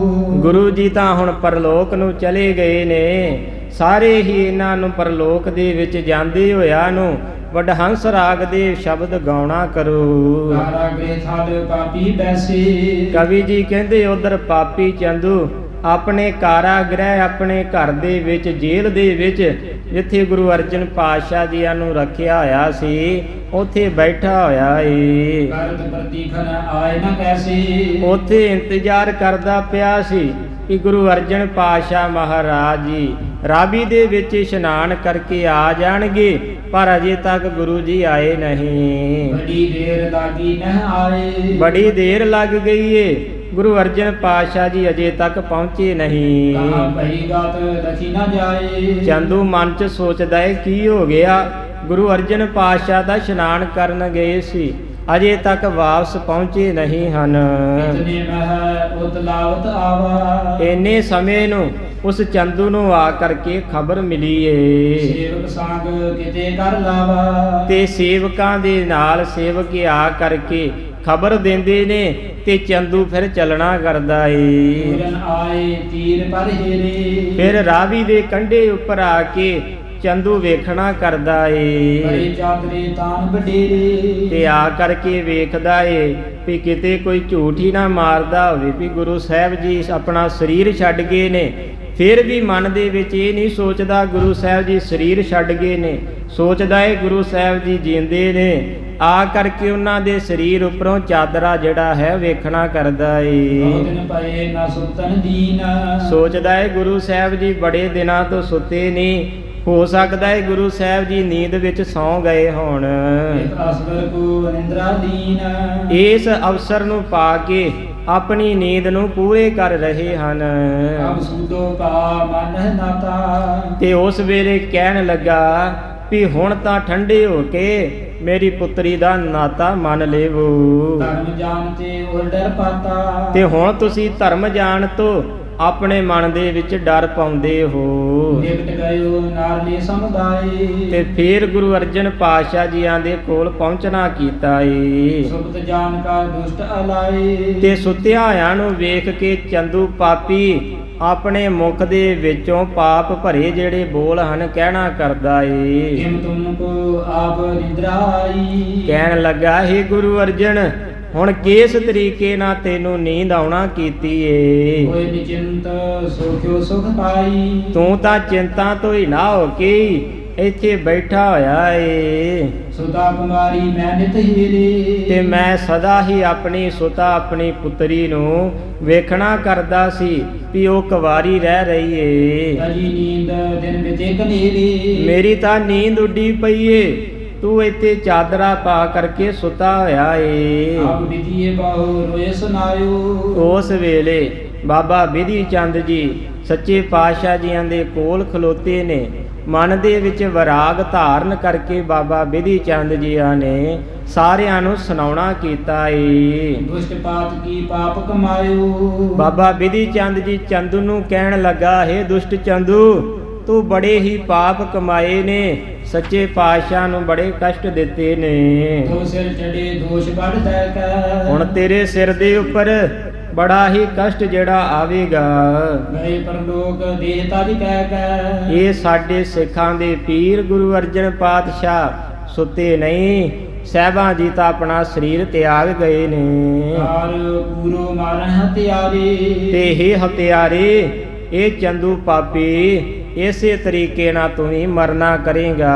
ਬਚੈ ਨਹੀਂ ਕਰ ਯਤਨ ਹਜ਼ਾਰੇ। ਜਿੰਨੇ ਮਰਜੀ ਯਤਨ ਕਰ ਲੈ, ਹੁਣ ਤੂੰ ਮਰ ਜਾਵੇਂਗਾ, ਬਚਣਾ ਨਹੀਂ ਕਰੇਗਾ। ਉਸ ਡਰਪਤ ਉਰ ਮਹਿ ਬਿਸਮਾਇਓ। ਉਸ ਵੇਲੇ ਚੰਦੂ ਪਾਪੀ ਸਿੱਖਾਂ ਦੇ ਏਡੇ ਜੋਸ਼ ਭਰੇ ਬਚਨਾਂ ਨੂੰ ਸੁਣ ਕੇ ਚੰਦੂ ਪਾਪੀ ਨੇ ਡਰਨਾ ਕੀਤਾ ਏ। ਤਾਤਸ਼ਿਨ ਹਟ ਕਰ ਧਾਮ ਸਦਾਇਓ। ਉਸੇ ਵੇਲੇ ਹਟ ਕਰਕੇ ਡਰਦਾ ਹੋਇਆ ਚੰਦੂ ਆਪਣੇ ਘਰ ਨੂੰ ਗਿਆ ਏ। ਸਦਨ ਰੁਦਨ ਬਾਟ ਸੁਨਿਓ ਪੁਕਾਰਾ। ਘਰ ਜਾ ਕੇ ਕੀ ਵੇਖਦਾ ਏ ਵੀ ਘਰ ਦੇ ਵਿੱਚ ਵੀ ਰੋਣ ਦੀਆਂ ਆਵਾਜ਼ਾਂ ਆ ਰਹੀਆਂ ਨੇ। ਜਤਕ ਚਿਤ ਹੁਆ ਤਬ ਉਚਾਰਾ। ਤੇ ਜਾ ਕਰਕੇ ਆਪਣੇ ਮਨ ਦੇ ਵਿੱਚ ਵਿਚਾਰਾਂ ਕਰਦਾ ਹੋਇਆ ਘਰ ਦੇ ਵਿੱਚ ਵੜਨਾ ਕਰਦਾ ਏ। ਕਿਆ ਹੋਇਓ ਕਿਉਂ ਕਰਹਿ ਬਿਰਲਾਪਾ। ਚੰਦੂ ਪਰਿਵਾਰ ਨੂੰ ਕਹਿਣ ਲੱਗਾ, ਕੀ ਹੋ ਗਿਆ, ਤੁਸੀਂ ਸਾਰੇ ਰੋ ਕਿਉਂ ਰਹੇ ਹੋ? ਕੌਣ ਗਜਬ ਗੁਜਰਿਓ ਫਲ ਪਾਪਾ। ਤੇ ਕਿਹੜਾ ਗਜਬ ਹੋ ਗਿਆ ਏ? ਕੌਣ ਸਾਡੇ ਪਰਿਵਾਰ ਵਿੱਚ ਗੁਜ਼ਰ ਗਿਆ ਏ? ਸੇਵਕ ਆਨ ਕਹਿਓ ਤਤ ਕਾਲਾ। ਉਸ ਵੇਲੇ ਇੱਕ ਸੇਵਕ ਨੇ ਆ ਕੇ ਚੰਦੂ ਪਾਪੀ ਨੂੰ ਕਹਿਣਾ ਕੀਤਾ ਏ। ਦੁਖਾ ਅੰਮ੍ਰਿਤ ਔਚਕ ਭਾ ਕਾਲਾ। ਚੰਦੂ ਨੂੰ ਕਹਿਣ ਲੱਗਾ, ਏ ਚੰਦੂ, ਤੇਰੇ ਘਰ ਦੇ ਵਿੱਚ ਜੋ ਤੇਰੀ ਨੌਂ ਸੀ ਉਸਨੇ ਵੀ ਚਾਲਾ ਮਾਰ ਦਿੱਤਾ, ਸਰੀਰ ਛੱਡ ਦਿੱਤਾ ਏ। ਨਾਨਕ ਤਰਕਨ ਸੁਨਤ ਵਿਚਾਰ ਹੈ। ਤੇ ਇਹ ਸਾਰੀਆਂ ਵਿਚਾਰਾਂ ਨੂੰ ਸੁਣਦਾ ਹੋਇਆ ਬਿਨਾ ਰੋਗ ਕਿਮ ਮਰੀ ਉਚਾਰ ਹੈ। ਚੰਦੂ ਕਹਿਣ ਲੱਗਾ, ਇਸ ਨੂੰ ਤਾਂ ਕੋਈ ਰੋਗ ਹੀ ਨਹੀਂ ਸੀ, ਚੰਗੀ ਭਲੀ ਸੀ, ਚੰਗੀ ਭਲੀ ਨੂੰ ਕੀ ਹੋ ਗਿਆ, ਮਰ ਕਿਵੇਂ ਗਈ? ਦੁਖੀ ਬਸੂਰਤ ਮੂਰਖ ਮਾਨੀ। ਤੇ ਦੁਖੀ ਹੋ ਕਰਕੇ, ਬਸੂਰਤ ਹੋ ਕਰਕੇ ਇਹ ਕਿਵੇਂ ਮਰ ਗਈ? ਮਨੋ ਕਸ਼ਟ ਕੀ ਉਪਜ ਨਿਸ਼ਾਨੀ। ਤੇ ਚੰਦੂ ਕਹਿਣ ਲੱਗਾ, ਇਵੇਂ ਲੱਗਦਾ ਏ ਜਿੱਦਾਂ ਇਹਦੇ ਉੱਤੇ ਬੜਾ ਕਸ਼ਟ ਹੋਵੇ, ਤਾਂ ਕਰਕੇ ਇਸਨੇ ਆਪਣਾ ਸਰੀਰ ਤਿਆਗ ਦਿੱਤਾ। ਮ੍ਰਿਤਕ ਕਿਰਿਆ ਕਾਰ ਆਵਤ ਭਏ। ਤੇ ਉਸ ਵੇਲੇ ਚੰਦੂ ਆਪਣੀ ਨਾਉ ਦੀ ਮ੍ਰਿਤਕ ਕਿਰਿਆ ਕਰਨ ਲੱਗਾ ਏ। ਜਾਰਨ ਨਦੀ ਚੀਰ ਲੈ ਗਏ। ਤੇ ਉਸ ਵੇਲੇ ਉਸੇ ਰਾਵੀ ਨਦੀ ਦੇ ਕੰਢੇ ਦੇ ਉੱਪਰ ਚੰਦੂ ਆਪਣੀ ਨਾਉ ਨੂੰ ਲੈ ਕੇ ਗਿਆ ਏ। ਸਤਿਗੁਰ ਕੀ ਸੁਧ ਵਿਦਤਾਈ। ਉੱਥੇ ਜਾ ਕੇ ਸਤਿਗੁਰੂ ਸਾਹਿਬ ਜੀਆਂ ਦੀ ਸੁਧ ਜਿਹੜੀ ਪਤਾ ਲੱਗੀ ਏ। ਹਰਿਓ ਰਾਵਲਪੁਰ ਨਰ ਸਮੁਦਾਈ। ਉੱਥੇ ਵੀ ਬੜਾ ਰੌਲਾ ਪੈ ਰਿਹਾ ਏ, ਸਾਰਿਆਂ ਨੇ ਵੇਖਣਾ ਕੀਤਾ ਏ। ਇਹ ਚੰਦੂ ਕੇ ਗੌਰ ਕਰ ਦੇ। ਤੇ ਉੱਥੇ ਚੰਦੂ ਕਹਿਣ ਲੱਗਾ, ਮੇਰੀ ਨੌਂ ਨੇ ਵੀ ਗੁਰੂ ਸਾਹਿਬ ਜੀਆਂ ਦੇ ਨਾਲ ਸਰੀਰ ਨੂੰ ਤਿਆਗ ਦਿੱਤਾ ਏ, ਤੇ ਇਸ ਕਰਕੇ ਕਵੀ ਜੀ ਕਹਿੰਦੇ ਉਸ ਦੀ ਨੌਂ ਨਹੀਂ ਮਰੀ। ਇਹਦੇ ਨਾਲ ਚੰਦੂ ਦੇ ਨਰਕ ਦੇ ਘਰ ਦਾ ਜਿਹੜਾ ਰਸਤਾ ਹੈ ਉਹ ਖੁੱਲਣਾ ਸ਼ੁਰੂ ਹੋ ਗਿਆ ਏ। ਪਹਿਲੀ ਮੌਤ ਉਹਦੇ ਘਰ ਦੇ ਵਿੱਚ ਹੋਈ ਹੈ। ਇਸ ਚੰਦੂ ਪਾਪੀ ਦੇ ਘਰ ਵਿੱਚ ਲਾਸ਼ਾਂ ਦੇ ਢੇਰ ਲੱਗਣੇ ਸ਼ੁਰੂ ਹੋ ਜਾਣਗੇ। ਉਧਰ ਦੂਸਰੇ ਪਾਸੇ ਗੁਰੂ ਅਰਜਨ ਪਾਤਸ਼ਾਹ ਜੀਆਂ ਦਾ ਵਿਮਾਨ ਤਿਆਰ ਕਰਦੇ ਨੇ। ਸਾਹਿਬਾ ਜੀਆਂ ਦੇ ਵਿਮਾਨ ਨੂੰ ਤਿਆਰ ਕਰਕੇ ਅਤਰ ਪਾਉਂਦੇ ਨੇ, ਫੁੱਲਾਂ ਦੀ ਵਰਖਾ ਕਰਕੇ ਗੁਰੂ ਅਰਜਨ ਪਾਤਸ਼ਾਹ ਸਾਹਿਬ ਜੀਆਂ ਨੂੰ ਰਾਵੀ ਨਦੀ ਦੇ ਵਿੱਚ ਲੈ ਕੇ ਜਾਂਦੇ ਨੇ। ਤੇ ਰਾਵੀ ਨਦੀ ਦੇ ਵਗਦੇ ਵਹਾਅ ਦੇ ਵਿੱਚ ਗੁਰੂ ਅਰਜਨ ਪਾਤਸ਼ਾਹ ਜੀਆਂ ਨੂੰ ਛੱਡ ਦੇਣਾ ਕਰਦੇ ਨੇ, ਰੱਖ ਦੇਣਾ ਕਰਦੇ ਨੇ। ਕਵੀ ਜੀ ਕਹਿੰਦੇ ਉਸ ਵੇਲੇ ਫਿਰ ਜਲ ਦੇਵਤਾ ਨਿਕਲਿਆ, ਉਹਨੇ ਸਾਹਿਬਾ ਜੀਆਂ ਨੂੰ ਆਪਣੀਆਂ ਬਾਹਾਂ ਦੇ ਵਿੱਚ ਰੱਖ ਕੇ ਬੜਾ ਸਤਿਕਾਰ ਕੀਤਾ। ਤੇ ਕੀ ਹੋਇਆ, ਗੁਰੂ ਅਰਜਨ ਪਾਤਸ਼ਾਹ ਜੀ ਜਲ ਦੇ ਵਿੱਚ ਹੀ ਜਲ ਦਾ ਰੂਪ ਹੋ ਕਰਕੇ ਸਾਰੀਆਂ ਸੰਗਤਾਂ ਦੇ ਅੱਗੋਂ ਅਲੋਪ ਹੋ ਕਰਕੇ ਸੱਚਖੰਡ ਵਿੱਚ ਜਾ ਕਰਕੇ ਬਿਰਾਜੇ ਹਨ। ਸਾਰੀ ਹੀ ਸੰਗਤ ਬੜੇ ਸੋਗ ਦੇ ਵਿੱਚ ਹਨ, ਬੜੇ ਹੀ ਦੁੱਖ ਦੇ ਵਿੱਚ ਹਨ। ਧਰਮਸ਼ਾਲਾ ਦੇ ਵਿੱਚ ਜਾ ਕਰਕੇ ਸਾਰੀ ਹੀ ਸੰਗਤ ਕੀਰਤਨ ਕਰਦੀ ਏ, ਮਹਿਮਾ ਵਡਿਆਈ ਕਰਦੇ ਹਨ। ਤੇ ਕਿਸੇ ਵੀ ਸਿੱਖ ਨੇ ਦੁੱਖ ਦੇ ਵਿੱਚ ਨਾ ਤਾਂ ਪ੍ਰਸ਼ਾਦਾ ਛਕਿਆ ਜੇਠ ਦੇ ਦਿਨਾਂ ਦੇ ਵਿੱਚ, ਨਾ ਤਾਂ ਮੁਖ ਦੇ ਵਿੱਚ ਕੋਈ ਜਲ ਪਾਇਆ ਏ। ਇਸ ਤਰੀਕੇ ਨਾਲ ਗੁਰੂ ਅਰਜਨ ਪਾਤਸ਼ਾਹ ਮਹਾਰਾਜ ਜੀ ਸੱਚਖੰਡ ਦੇ ਵਿੱਚ ਜਾ ਕਰਕੇ ਬਿਰਾਜਮਾਨ ਹੁੰਦੇ ਨੇ। ਉਧਰ ਜਦੋਂ ਗੁਰੂ ਅਰਜਨ ਪਾਤਸ਼ਾਹ ਜੀਆਂ ਦੇ ਘਰ ਵਿੱਚ ਖਬਰ ਪਹੁੰਚਦੀ ਨੇ, ਪੰਜ ਸਿੱਖ ਜਾ ਕੇ ਦੱਸਦੇ ਨੇ। ਛੇਵੇਂ ਪਾਤਸ਼ਾਹ ਜੀਆਂ ਦੇ ਮੱਥੇ ਤੇ ਤਿਲਕ ਲਾਇਆ ਜਾਂਦਾ ਏ। ਛੇਵੇਂ ਪਾਤਸ਼ਾਹ ਜੀ ਗੱਦੀ ਦੇ ਉੱਪਰ ਬਿਰਾਜਮਾਨ ਹੁੰਦੇ ਨੇ। ਬਾਬਾ ਬੁੱਢਾ ਜੀ 2 ਸ਼ਸਤਰ 2 ਤਲਵਾਰਾਂ ਪਾ ਕਰਕੇ ਹਥਿਆਰਬੰਦ ਜਿਹੜਾ ਯੋਧੇ ਹਨ ਉਹਨਾਂ ਨੂੰ ਤਿਆਰ ਕਰਕੇ ਛੇਵੇਂ ਪਾਤਸ਼ਾਹ ਹੁਕਮ ਕਰਦੇ ਨੇ, ਹੁਣ ਅਸੀਂ ਉਸ ਪਾਪੀ ਦੇ ਕੋਲੋਂ ਬਦਲਾ ਲਵਾਂਗੇ, ਵੱਡੀ ਸੈਨਾ ਨੂੰ ਤਿਆਰ ਕਰਾਂਗੇ। ਇਸ ਤਰੀਕੇ ਨਾਲ ਫਿਰ ਗੁਰੂ ਹਰਗੋਬਿੰਦ ਪਾਤਸ਼ਾਹ ਜੀ ਚੰਦੂ ਦੇ ਨੱਕ ਦੇ ਵਿੱਚ ਨੱਥ ਪਾ ਕੇ ਉਹਨੂੰ ਖੋਤੇ ਦੇ ਉੱਪਰ ਬਿਠਾ ਕਰਕੇ ਧੂ ਕਰਕੇ ਲਿਆ ਕਰਕੇ ਉਸ ਨੂੰ ਮਾਰ ਦਿੰਦੇ ਨੇ, ਜਿੰਦੇ ਨੂੰ ਨੱਪ ਦਿੰਦੇ ਨੇ। ਇਸ ਤਰੀਕੇ ਨਾਲ ਚੰਦੂ ਪਾਪੀ ਕਸ਼ਟ ਪਾਉਂਦਾ ਹੋਇਆ ਨਾਸ਼ ਹੋ ਜਾਂਦਾ ਏ, ਇਸ ਦੁਨੀਆ ਦੇ ਵਿੱਚੋਂ ਚਲਾ ਜਾਂਦਾ ਏ। ਦੁਨੀਆ ਦੇ ਵਿੱਚ ਕੇਵਲ ਉਸ ਪਿਆਰੇ ਦਾ ਨਾਂ ਤੇ ਭਗਤ ਰਹਿ ਜਾਂਦੇ ਨੇ। ਗੁਰੂ ਤੇਗ ਬਹਾਦਰ ਮਹਾਰਾਜ ਜੀਆਂ ਦਾ ਹੁਕਮ ਹੈ, ਨਾਮ ਰਹਿਓ ਸਾਧੂ ਰਹਿਓ, ਰਹਿਓ ਗੁਰੂ ਗੋਬਿੰਦ। ਇਸ ਦੁਨੀਆ ਦੇ ਵਿੱਚ ਵਾਹਿਗੁਰੂ ਦਾ ਨਾਮ ਰਹੇਗਾ, ਜਾਂ ਤਾਂ ਉਹਦੇ ਸਾਧੂ ਪਿਆਰੇ ਭਗਤ ਗੁਰੂ ਗ੍ਰੰਥ ਸਾਹਿਬ ਦੇ ਵਿੱਚ ਬਿਰਾਜੀ ਹੋਏ ਨੇ, ਜਾਂ ਉਹ ਹਰੀ ਪਰਮਾਤਮਾ ਆਪ ਰਹੇਗਾ। ਇਹ ਜਿਹੜੀ ਕਥਾ ਵਾਰਤਾ ਗੁਰੂ ਅਰਜਨ ਪਾਤਸ਼ਾਹ ਮਹਾਰਾਜ ਜੀਆਂ ਦੀ ਸ਼ਹਾਦਤ ਦੀ ਇੱਥੇ ਵਿਸ਼ਰਾਮ ਲਾਉਣਾ ਕਰਦੇ ਹਾਂ। ਵਿਚਾਰ ਕਰਦਿਆਂ ਤੋਂ ਏਕ ਨਹੀਂ, ਅਨੇਕਾਂ ਪ੍ਰਕਾਰ ਦੀਆਂ ਭੁੱਲਾਂ ਗਲਤੀਆਂ ਹੋ ਗਈਆਂ ਹਨ। ਆਪ ਸਾਧ ਸੰਗਤ ਗੁਰੂ ਅਰਜਨ ਪਾਤਸ਼ਾਹ ਜੀ ਗੁਰੂ ਗ੍ਰੰਥ ਸਾਹਿਬ ਜੀ ਬਖਸ਼ਣ ਯੋਗ ਹਨ। ਅਣਜਾਣ ਬੱਚੀ ਸਮਝ ਕਰਕੇ ਬਖਸ਼ ਦੇਣਾ। ਆਓ ਆਖਰ ਦੇ ਵਿੱਚ 2 ਪੰਕਤੀਆਂ ਪੜ੍ਹ ਕਰਕੇ ਫਤਿਹ ਦੀ ਸਾਂਝ ਪਾਉਣਾ ਕਰੀਏ ਜੀ। ਗੁਰ ਸਤਿਗੁਰ ਕੀ ਸੁਧ ਵਿਦਤਾਈ, ਪਰਿਉ ਰਾਉਰ ਪੁਰ ਨਰ ਸਮੁਦਾਈ। ਗ੍ਰਹਿ ਚੰਦੂ ਕੇ ਗੁਰ ਤਜ ਦੇ ਹੈ, ਸੁਨ ਸੁਨ ਸਿੱਖ ਨਿਕਸੇ ਤਜ ਗ੍ਰਹਿ। ਵਾਹਿਗੁਰੂ ਜੀ ਕਾ ਖਾਲਸਾ, ਵਾਹਿਗੁਰੂ ਜੀ ਕੀ ਫਤਿਹ। Subscribe to our channel by clicking the subscribe button. Click the bell button and enjoy the latest uploads from our channel.